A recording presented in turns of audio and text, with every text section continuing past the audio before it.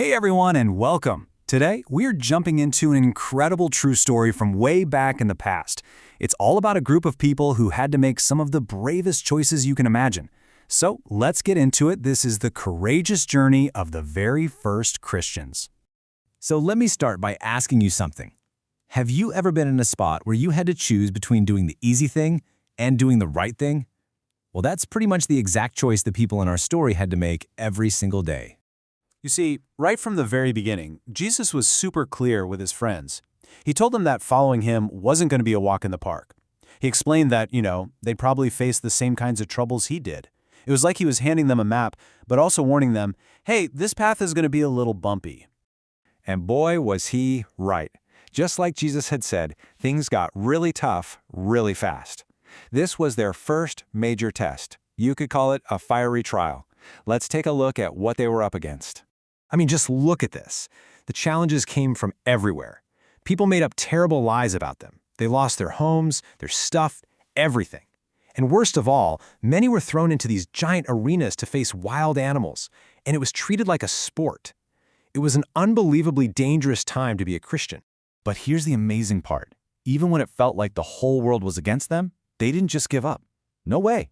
They found really clever ways to stay safe, to look out for each other, and to keep that hope alive. They knew they weren't in this alone. And check this out. This was one of their most brilliant ideas.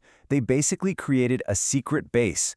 Underneath the city of Rome, they used these long, winding tunnels called the catacombs. It was like their secret headquarters, a safe place to hide out, remember their friends who are gone, and just build each other up to stay brave. So you've got to be wondering, where did all this courage come from? How did they keep going? Well, it came from this one promise they held on to with everything they had. They truly believed that God saw what they were going through and promised them something amazing at the end, a reward way bigger than anything they could lose on earth. That hope was like a flashlight for them in the darkest of times. And then, something totally unexpected started to happen. One of their leaders, this guy named Tertullian, he put it this way. Trying to get rid of Christianity was like trying to get rid of weeds by mowing them.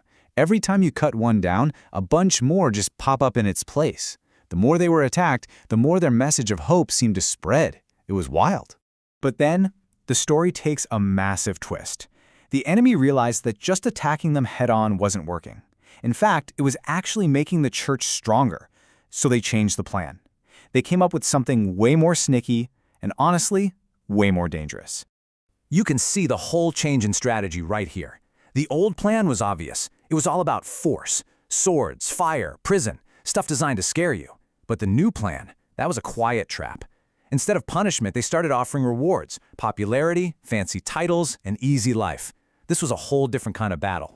And just like that, the world turned upside down. The danger was gone. All of a sudden, it was cool to be a Christian. Now that sounds like a huge win, doesn't it?